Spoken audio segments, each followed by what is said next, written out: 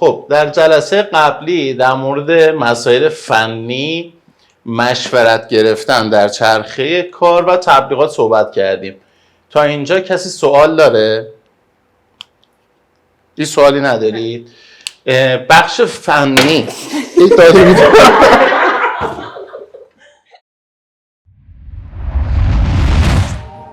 ناصر مقدمجو.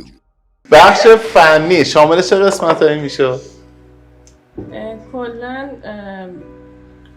اتوکاری یا مثلا کلا کارهایی که باید یه خیاط یاد بگیره برای لباس از لحاظ اجرایی باید یاد بگیره، مثل دوخ، اتوکاری، الگوسازی، طراحی لباس، خب پارچه شناسی، ابزار شناسی و یه عالمه نکات دیگه. خب گفتیم اگر مراحل فنی رو یاد نگیرن خب خدماتی نمیتونن ارائه بدن و زیرساخت هر کسب و کاری چه فرق نمیکنه، یعنی چه شما بخوای خیاط بشی چه آهنگر چه آرایشگر، باید اول بخش فنی تو رو اندازی کرده باشی، یعنی به درصد 60-70% رسیده باشی. درسته؟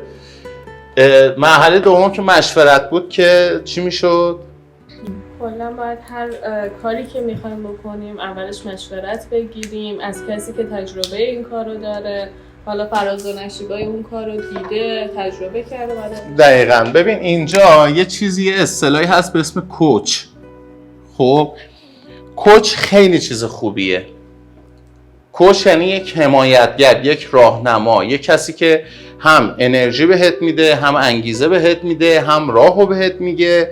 همین که گفتیم یک مشاور خوب میتونه باشه برات، یعنی هم میاد موانع رو میگه، هم خوبی ها رو میگه، هم بدی ها رو میگه، هم انرژی منفی میده، هم انرژی مثبت میده که هم انرژی منفیاش خوبه هم انرژی مثبتاش خوبه. درسته؟ مثل جلساتی که من بعضی موقع برای شماها میذارم، میگم اگه مثلا شما اینجوری بری جلو به این مشکلات میخوری، انرژی منفی دارم بهت میدم. خب که این انرژی منفیه در واقع مثل یه داروی تلخه برات که کمکت میکنه، که گفتیم یک کوچ خوب یا یک مشاور خوب چه خصوصیاتی داره و شما از چه کسانی باید مشورت بگیری و اصلا باید مشورت بگیری. نباید مدام دنبال این باشیم که خودمون بریم کسب تجربه کنیم و خودمون بفهمیم که چی به چی بوده. چه کاریه؟ این همه عمر رو چرا الکی حیف و میل بکنیم؟ راهی که دیگران 50 سال عمر گذاشتن رفتن، ما میخوایم 50 سال وقت بذاریم بریم تازه اونجا به بعد استارت بزنیم. خب چه کاریه؟ اون 50 سال رفته دیگه. ما تو سن 20 سالگی میایم چیکار میکنیم؟ میایم تجربه 50 ساله رو میگیریم، تو سن 20 سالگی ادامهش رو میریم. خب این خیلی بهتره که. درسته؟ تبلیغات هم که گفتیم آقا اصلا نیاز به گفتگو نداره. شرط اول هر کسب و کاریه باید خودتو به دیگران معرفی بکنی و این 3 مرحله 3 حلقه مهمی بود که تو اکثر کسب و کارها یا جا میفته اصلا انجام نمیشه یا نصفه انجام میشه یا اکثرا اصلا تو مرحله اول گیر میکنن، یعنی بحث فنیشون که ناقصه. همش هم میگن که نمیدونم بازار ایران خوب نیست و کسب و کار خوب نیست و نمیدونم اقتصاد ضعیفه و سیاست فلانه و نمیدونم مردم پول ندارن و نمیدونم کرونا شد و مریضی شد و تحریمی و نه، اصلا این حرفا نیست. اتفاقا تمام برندهای اروپایی و کشورهای دیگه حالا آمریکایی همشون منتظر نشستن که تحریما برداشته بشه. من قشنگ یادمه حدود 5 سال پیش بود که شایعه شد که فیلم بردار گفتن که واکنش نشون بدید. باریکلا بزن پشتش. من نمیتونم واکنش نشون بدم که بغل دستش باید واکنش. اب نداره. بغلیش باید واکنش نشون بداد دیگه. نشون داد. واکنش نشون دادن بچه‌ها. 5 سال پیش یادمه که شایعه شد که آقا تحریما یه درصدش برداشته شده. خب و اصلا شایعه شده بود که چه برندهایی دارن مذاکره میکنن که بیان تو تهران شعبه بزنن. خب مثل این برند چیز هست همبرگر داره، بگین بچه‌ها. نه اون یکی مکدونالد. خب که شایعش خیلی پیچیده بود، حتی ماشینالات آمریکایی که ما تو ایران نمیبینیمشون اصلا. ما بیشتر کره‌ای و چینی و اینا داریم سوار، آلمانی و فرانسوی داریم سوار میشیم. ماشین‌های آمریکا اصلا شایعه شده که دارن میان. چرا؟ چون ایران به عنوان یک بازار بکر دست نخورده بهش نگاه میکنن. دید برندهای بزرگ دنیا نسبت به کشورهایی مثل ایران اینطوریه. میگن آقا بریزیم اونجا پول در بیاریم. چرا؟ چون پر از مصرف کننده است که خدمات خوب و محصول خوب بهش داده نشده. یک اصله آقا شما درست کار کن، کامل کار کن، تبلیغات بکن، خودتو معرفی کن به درستی، بزرگ نمایی نکن، دروغ نگو، یک کلاغ 40 کلاغ نکن و اون چیزی که میای تو تبلیغ نشون میدی رو همونو به دست مصرف کننده برسون به وقت، به موقع. ببین چه پولی در میاری. دقیقا تو حوزه کاری ما، هنرجوی ما نیاز دارن به این چیزی که من الان گفتم. دغدغه‌ای که اکثر هنرجوی ما دارن، میگن آقا ما کلاسای دیگران رو رفتیم، پشتیبانی نمیکنن، جواب سوالات نمیدن. چه کلاس هایی که من شنیدم شخص اومده پیش ثبت نام کرده، گفته 2 هفته دیگه کلاس شروع میشود، 1 ماه بعد به جای 20 تا کلیپ 5 تا کلیپ گذاشته. خب این خدمات ناقصه دیگه. ولی ما قراره این اتفاقه برای ما نیفته. تا حالا که ما اینجوری رفتیم جلو، یعنی کامل خدمات دادیم. پس ما هیچ گونه اهمالکاری در مورد هنرجوهامون نباید داشته باشیم. در اسرع وقت کامل ترین جواب رو باید بهشون بدیم، چه اونایی که ثبت نام کردن، چه اونایی که هنوز ثبت نام نکردن و سوالات متفرقه دارن. یادتون باشه تو این چرخه اگر شما خدمات رو به موقع ندید، ما هنرجوها رو از دست میدیم. هنرجو اگه به درآمد نرسه، به مهارت نرسه، ما نابود میشیم. ما متصلیم به هم دیگه. هم ما به هنرجو نیاز داریم، هم هنرجو به ما نیاز داره. پس ما دنبال یک خدمات 100% هستیم. تمام. اصلا به 99 فکر نکن. 99 تو کار من وجود نداره. من ببینم برخورد میکنم، ولی 100 ببینم تشویق میکنم، خوشحال میشم، ازت تشکر میکنم که داری به هنرجوی من خدمات کامل میدی، بخش خودتو داری کامل ساپورت میکنی. پس میایم تبلیغات درست و خدمات درست. تبلیغات شد یکی از اصول. اگر شما تبلیغات نداشته باشی، فروش هم نداری یا فروشت خیلی ضعیفه. یکی از چرخه های کسب و کار چیه؟ فروشندگی خوب. چیزی که من معمولا بین از هنرجوام زیاد میشنوم، میگن وقتی من میگم واحد فروش داری یا نداری، میگه آقای مقدم من که مزون دارم، من شخصی دوزم، واحد فروش میخوام چیکار؟ پس اینو بدونید که معمولا مخصوصا خیاط های شخصی دوز از این علم بی بهره موندن. یعنی اصلا نه اطلاعی ازش دارن، نه میدونن چی هست، نه احساس نیاز کردن تا حالا.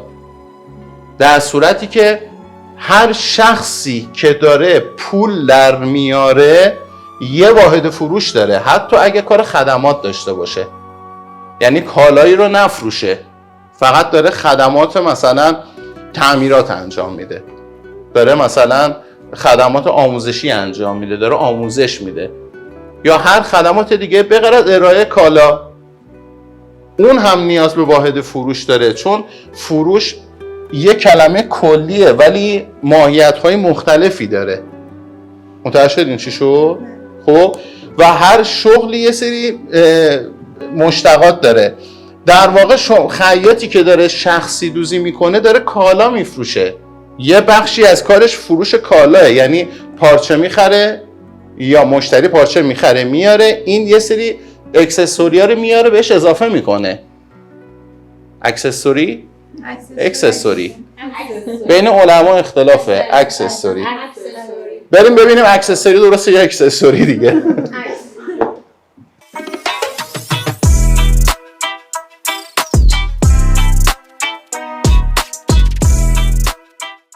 خب ببین تا اینجا متوجه شدی دیگه. اکثر مخاطبین ما از وجود واحد فروش بی اطلاعن و اصلا نمیدونن فروش چی هست یا اینکه واحد فروش چی هسته، چون توضیحات خیلی مفصلی داره و چون نمیدونن یا احساس نیاز نکردن یا فکر میکنن چون شخصی دوزن به واحد فروش نیاز ندارن. طبق لایوی که برگزار کردم گفتم مشتری چرخ خیاطی رو ببینه پول نمیده. خب همه میگفتن خب چه ربطی داره مشتری، خب چرخ خیاطی، خب من خیاطم دیگه، مشتری باید چرخ خیاطی منو ببینه. که اومدم تو اون لایو کامل توضیح دادم، تو هم تو آپارات هست هم تو یوتیوب هستش، درسته؟ که گفتم چرا مشتری چرخ خیاطی رو ببینه پول نمیده. چون شما واحد تولید داری، یعنی بخش فنی، ولی واحد فروش نداری. مشتری رو به زور داری وارد مرحله از تولید به مصرف میکنی. مشتری به یک سری از نیازهای معنویش نمیرسه تو واحد فروش، فقط میاد یک کالا خرید میکنه میره، یک خدمات میگیره میره، یعنی نیازهای معنویش به هیچ عنوان برآورده نمیشه. اینه که دارم بهتون میگم مشکلات جامعه خیاطی مخصوصا تو حوزه شخصی دوزی و مزونداریه ها. به خاطر اینه که اکثرا کامنت میذارن میگن خیاطی که پول توش نیست. آخه مگه میشه ما 30 میلیون 40 میلیون در ماه، 40 میلیون پول مگه؟ ولی تو مخیله‌شون نمیگنجه که بابا یه همچین چیزی راحت میشه در آورد، به شرطی که شما تک نیازه نری جلو، یعنی فقط یک نیاز مشتری رو برآورده نکنی. پس وقتی دارید شما پیگیری هنرجو میکنید یا مشاوره به هنرجو میدید، از این بخش مشتری رو باید، هنرجو رو باید آگاه بکنید که مثلا خانم فلانی، آقای ایکس، خانم ایدرک، شما واحد فروشت رو انداختی؟ شهریه کلاست برات سخته؟ میگی چقدر گرونه؟ 3 میلیون خیلی گرونه برات، برای اینکه واحد فروش نداری، برای اینکه درآمد نداری. درآمد تو اینه نه تو این. که حتی اون دوباره یه لایو گذاشتم مراحل تولید رو توضیح دادم، نمیدونم یادتونه یا نه. گفتم تولید تو 3 مرحله سود میده: مرحله خرید، مرحله تولید، مرحله فروش. خب که مرحله فروش نوک پیکان بود دیگه، تیری که به هدف میخوره. تو این قسمت بسیار زیاد ضعف وجود داره، یعنی هر چقدر تو بخش فنی ضعف دارن، شما چند برابرش رو فکر کن تو فروش ضعف دارن، توی کسب درآمد. بعد یکی از دلایلی که فروششون به مشکل میخوره چون مذاکره بلد نیستن. چرخه تولید و کسب و کار یکی از مهارت هایی که کلا یک مهارت متمرکزیه، یک واحد مجزاست، بسیار صحبت داره. همه اینا تو کلاس ها آموزش داده شده. خب هنرجو اگه ازتون پرسید آقا من مثلا از شما مشاور پرسید که من کجا باید اینا رو یاد بگیرم، بعد شماره کلاس رو بهشون بگید که اشتباه کلاس رو انتخاب نکنن، وقتشون پولشون هدر بره. خب قانون مذاکره شما کلا تو روزمرتون اصلا نیاز نیست شما وارد کسب و کار بشی. شما برای اینکه اصلا به صورت عادی و روی روال بخوای زندگی بکنی باید قانون مذاکره بلد باشی، بعد بتونی با همسایت وارد مذاکره بشی. میبینی اکثر آپارتمان نشین ها با هم دعوا دارن، یه چیز روزمره، مذاکره نمیتونن با هم بکنن. همه شرکت و همه کارخونه ها، حتی در حد کشورهایی که مثلا میرن تبادلات سیاسی و اقتصادی و فرهنگی میکنن، همشون تیم مذاکره دارن. شما کلا چه از مسائل روزمره زندگی چه تو کسب و کارت بلد نباشی مذاکره بکنی، به نتیجه نمیرسه. یعنی محصول شما تو فروش به نتیجه نمیرسه. اگر هم این اتفاق بیفته به زور داری این کارو میکنی، یعنی خسته میکنی خودتو. خود شمایی که اینجا نشستی به عنوان مشاور میخوای با هنرجو صحبت کنی، باید قانون مذاکره رو بلد باشی. مثال خیلی این نکته دغدغه است واسه خیاط‌ها.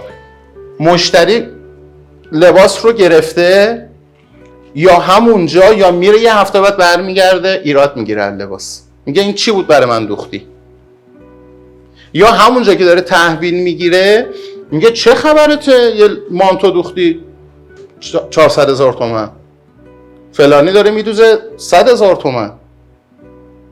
اینجا علم مذاکره میاد تو کارت، میفهمی چه دیالوگی باید بگی. اصلا هم چیز سختی نیستا، یه دو تا 4 تا ساده است. یه فعل و فاعل رو فقط باید جابجا بکنی، یعنی بازی با کلمات. چه خبرته اینقدر گرون میگیری؟ اولین کلمه که باید بگی چیه؟ سلام.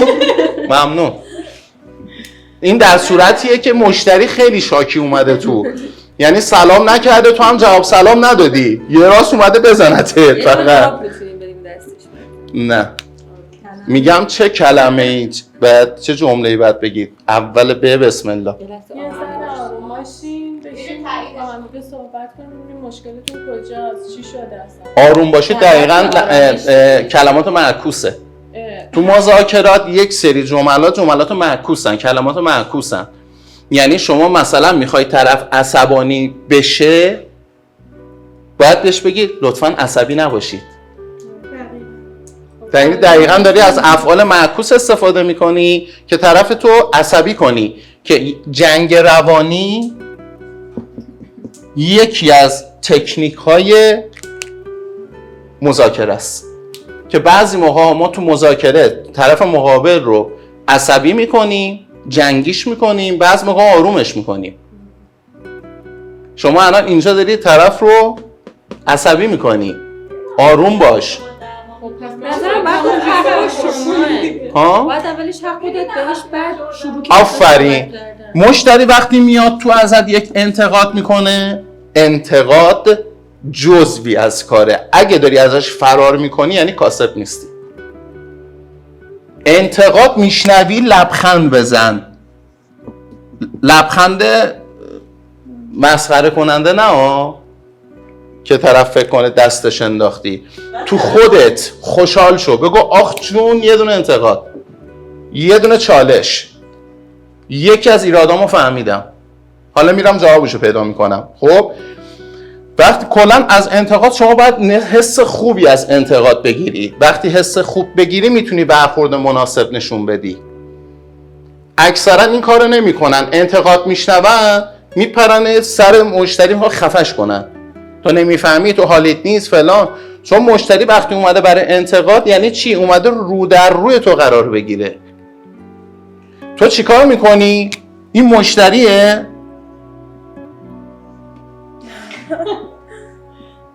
چشش دادو دماغ دهنگ دو. خب شما مشتری رو دور میزنی میای کنارش وای میسی، مشتری اینجوری میشه چشش دادو دماغ دهنگ دو. با یه جمله این پاش کجه اینجوری شده غیر داده.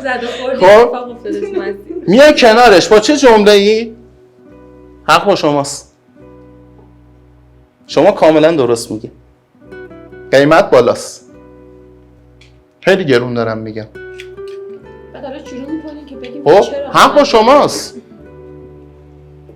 بعد مشتری یه لحظه متوجه میشه، میگه که شما میفهمه که روبروت نیست، کنارته. خب حق با شماست، ولی خب میدونی چرا گرونه؟ به این دلیل، به این دلیل، به این دلیل، به این دلیل. چون من خدمات بهتری میدم، چون کیفیت جنس من بالاتره. یعنی باید اول کنارش قرار بگیری که بفهمه که دشمنش نیستی، بعد شروع کنی باش مذاکره کنی، دلایل رو بگی. به این چی میگن؟ ارزان فروشی. تو اون یکی لایو هم توضیح دادم، با ارزان سازی خیلی فرق میکنه. من تو ارزان فروشی این کالا رو باید بدم، یه نفر میاره میده 10 تومن، یه نفر دیگه این بعد به مشتری فشارم میاد، تازه 10 تومن پول اینو داده، یه نفر دیگه میاد ارزان سازی میکنه میفروشه 100 تومن همینو، مشتری خوشحال میره بیرون. این چه اتفاقی اینجا داره میفته؟ اینا همه تکنیک داره. هنرجویی که میگه من 17 سال خیاطم ماهی 500 تومن پول در میارم، اصلا به مرغ پخته بگی بلند میشه میخنده. خب اصلا نمیشه همچین چیزی. الان پول تو جیبه یه بچه 500,000 تومنه. همینه. شما الان یه سوپرمارکت میری مشامه انقدر خرید میکنی 300,000 تومان میای بیرون. من 10 بار رفتم همین 10 روز تو این یه هفته خرید کردم. خود سوپرمارکتی حساب میکنه میگه ببخشید فکر کنم اشتباه حساب کردم، دوباره میزنه میگه نه واقعا 400,000 تومان شد. چی خریدی؟ 4 تا آلوچه و یه ریکا و یه ذره تخمه و یه آدامس. پس اصلا پولی نیست. حالا میای چیکار میکنی؟ میای ارزان سازی میکنی با مهارت مذاکره. متوجه شدی چی شد؟ هنرجویی که میاد میگه آقای مقدم جو کلاس شما گرونه، شما باید قانون مذاکره رو بلد باشی. اول اینکه با هنرجو نجنگ. چرا؟ یک قانونه، مشتری ناآگاهه. این عیب نیستا، این رواله. من که ماشین دارم میرم پیش میکانیکی، ناآگاهم. درسته ماشین دارم ولی ناآگاهم. اگه آگاه بودم که نمیرفتم میکانیکی خودم درستش میکردم. اگه مشتری میاد پیش هنرجو، میاد پیش خیاط میگه لباس بدوز واسه من، خب ناآگاهه دیگه، مگر نه خودش لباس خودشو میدوخت.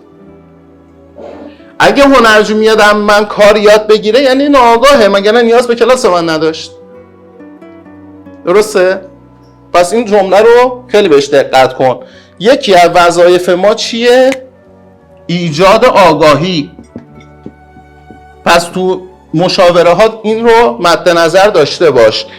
یکی از وظایف ما اینه که به هنرجو آگاهی بدیم به صورت رایگان. بخش اولش رایگانه، بخش اولش باید پول پرداخت کنن، وگرنه این کار میشه غیر حرفه‌ای. هیچ آدم حرفه‌ای رایگان نمیاد تمام خدماتش رو ارائه بده. بخشی از خدماتش رو رایگان ارائه میده برای اینکه اعتماد سازی بکنه، کسب اعتبار. درست شد؟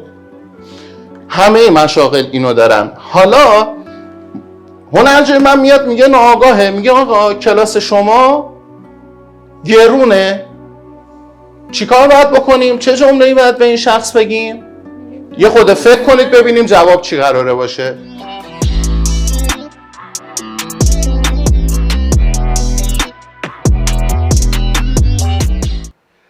خب سوال چی بود؟ اینکه اگه در مورد کلاس‌های ما سوال پرسیدن که چرا قیمتش بالاست، ما باید چه جواب بدیم؟ خدمت عرض کنم که چی جواب باید بدیم؟ من بگم؟ آره. خب من بهشون حق میدم، میگم که بله درست قیمت کلاس‌های ما بالاست، ولی به عنوان یه سرمایه‌گذاری واقعا بهش فکر کنید. در نظر بگیرید که کلاس‌ها میتونه به عنوان یه سرمایه‌گذاری باشه. بعد براشون مثال میزنم که خب بچه‌هاشون اصولا میفرستن مدرسه و تحقیق میکنن که چه مدرسه‌ای بفرستن و بهش به عنوان یه سرمایه‌گذاری فکر میکنن، چون بچه‌شون در آینده باید یه شغل خوب به دست بیاره، آموزش درست ببینه. برای همین یه سرمایه‌گذاریه. کلاس‌های ما هم دقیقاً مثل یه سرمایه‌گذاریه. قراره بیان یه کلاسی رو یاد بگیرن که ازش درآمد کسب بکنن.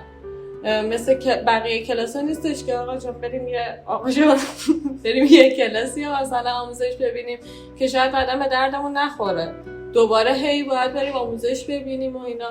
ولی کلاس‌های ما یه جوریه که سرمایه‌گذاریه، میتونی چند ساله یه راهه قانع کننده نبود. شما؟ من میگم بله حق شماست گرونه، چون ما شما رو با اطمینان به مهارت میرسونیم. کلاسمون متدمون کلا با بقیه متفاوته. هم کاری دیگه یه کلاس رو قیمت پایین میگن، هنرجو ثبت نام میکنه، میبینه چیز زیادی یاد نگرفته مجبور دوباره بره ثبت نام کنه. شما یک بار تصمیم میگیرید، یک بار آموزش اصولی میبینید و یک بار درآمد دارید. نصیحت کردی، چیزی ندادی به طرف. مخاطب، مشتری، هنرجو فرق نمیکنه. حالا ما اینجا میگیم هنرجو، یه نفر داره کار خدمات ارائه میده، واسه اون میشه مشتری. یعنی خود هنرجویی که حالا میره کسب و کار میکنه، مزون میزنه، مشتری میخواد بیاد پیشش دیگه. خب پس فرق نمیکنه، واسه اون میشه مشتری که باید مذاکره کنه با مشتری خودش. ما اینجا هنرجو میشه مشتری ما. پس فرق نمیکنه. از دید مخاطب این یه موقع اشتباه گرفته نشه که ما فقط در مورد هنرجو داریم صحبت میکنیم. نه، ما کلا داریم در مورد ارباب رجوع، داریم در مورد یوزر، در مورد مصرف کننده داریم صحبت میکنیم که حالا کلیتش میشه مشتری. بس اینه. شما الان مشتری رو نصیحت کردی، فقط چیزی بهش ندادی که مجابش بکنه، پس مذاکره ناقص موند. شما؟ منم تایید میکنم. اول اینکه میگن گرونه رو تایید میکنم و اینکه بهشون میگم به جای اینکه جاهای مختلف بخواین هزینه‌های مختلف بکنین، هزینه‌تون رو تو یه جا صرف کنین و اینکه اینم یه سرمایه‌گذاری بلند مدته. خودت میگه هزینه، بعد بهش میگه سرمایه‌گذاری؟ نه، منظورم اون پولیه که قراره. آفرین. شما الان تو دیالوگت برگشتی به مشتری گفتی هزینه، 4 بار گفتی، 3 بار گفتی هزینه هزینه هزینه، بعد آخرش گفتی سرمایه گذاری. از اول باید این رو بهش القا کنی، چون واقعا داره سرمایه گذاری میکنه. پس دیالوگ مشکل داره. یکی از توانایی ها برای مذاکره چی بود؟ اینی که شما دایره کلماتت زیاد باشه، بتونی جمله بندی تو درست بکنی، فعل و فاعل رو بتونی درست بچینی، کلمات مشابه استفاده بکنی که شما رو به هدفت برسونه و ادای اون منظور بشه، اون منظورت ادا بشه. درسته؟ یکی از مشکلاتی که معمولا ما نمیتونیم این پروسه رو کامل بکنیم چیه؟ اینه که حرفی که تو دلمونه یا اون چیزی که داریم رو نمیتونیم به معنای واقعی ارائه بدیم، نمیتونیم درست خودمون رو معرفی بکنیم، نمیتونیم اون چیزی که هستیم رو معرفی بکنیم. یعنی چی؟ یعنی بلاغت کلام نداریم. تموم شده رفت. شما وقتی بلاغت کلام نداری همه جای زندگی به مشکل میخوری. توی جمعی نشستی میخوای یه حرفی رو بزنی به یکی، منظورتو برسونی، چون از دست اون دلخوری. خیلی وقت این اتفاق افتاده، چون نمیتونیم درست حرفمون رو بزنیم یه جوری جمله بندی میکنیم، میگیم کل جمع از دست ما ناراحت میشن. حالا اونی که درست نکردیم هیچ، کل جمع هم از دست ما ناراحت شدن. این چرا اینجوری حرف زد؟ نکنه منظورش ما بودیم. چرا این سوء تفاهم پیش اومد؟ چون من نتونستم منظورمو درست برسونم. یه موقع هست ما میخوام با یکی همدردی بکنیم، میریم تو مشکل طرف، قاطی میشیم باهاش، بعد یه جمله میگیم طرف بدتر به هم میریزه، در صورتی که نیت ما آروم کردنش بوده، نه اینکه بدتر به هم بریزیمش.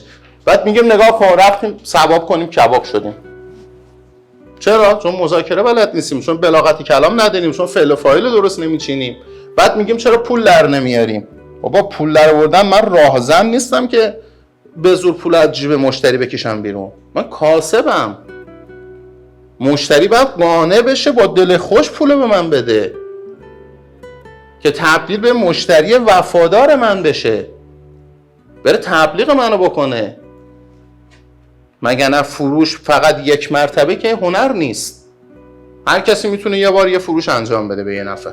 دوباره تو یکی از لایوها توضیح دادم، گفتم فروش از بار سوم به بعد به سود میشینه.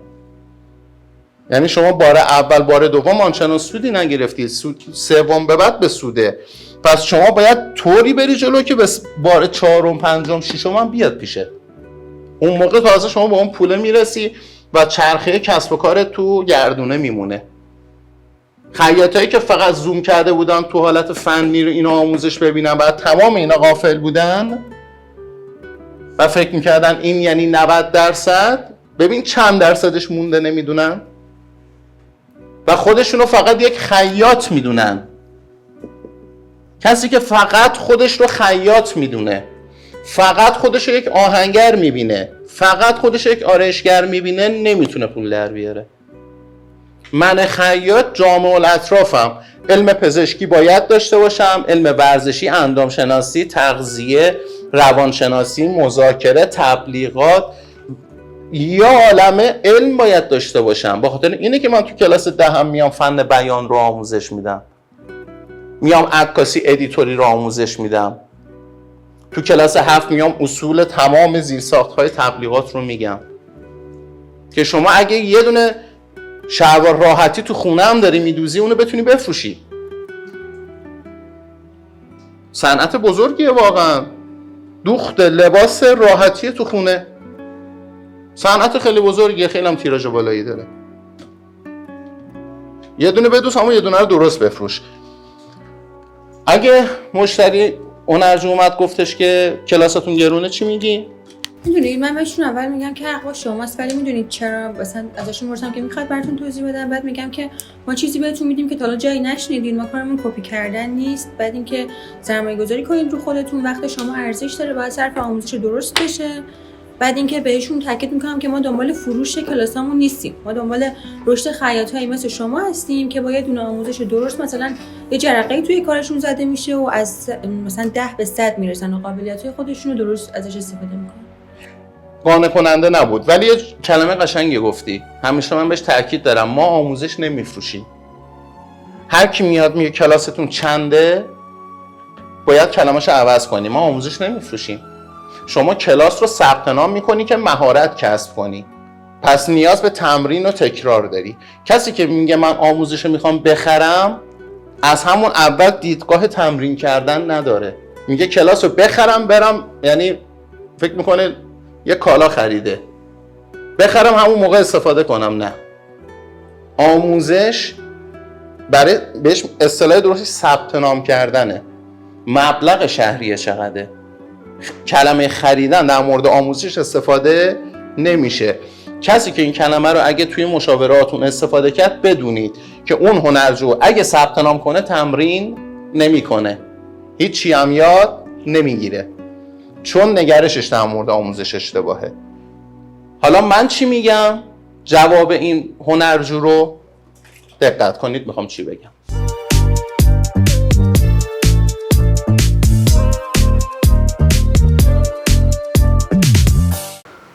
جوابی که من میخوام به این هنرجو یا به این مشتری بدم کاملا متفاوته با جوابهایی که شماها دادید. اما قبل از اینکه جواب رو بگم میخوام یه چیز دیگه بگم که چی شد و چی میشه که من این جواب رو میتونم پیدا بکنم. شما باید 2 ستون داشته باشید تو کسب و کارتون، خب، به اسم ویژگی ها و فایده ها. فایده یا فایده؟ فایده. من بچگی همیشه املا انشاء تجدید می‌شدم. ویژگی ها و فایده ها. اگر این 2 ستون رو پر نکنید جواب مخاطب خودتون رو نمیتونید درست بدید. تو قسمت بعد، جلسه بعد، میخوام یه ستون اینجا براتون بنویسم و در مورد ویژگی های کلا تیم لذت خیاطی و فایده هاش براتون صحبت بکنم. خیلی خوشحالم که تا اینجا همراه ما بودید، صبورانه نشستید گوش کردید. میدونم که قطعا براتون مفید بوده. جزوه نویسی یادتون نره، اون زنگوله از اون بالا اونو بزن، سابسکرایب هم یادت نره، کامنت هم بذار، مفیده، هم من میخونم هم بقیه.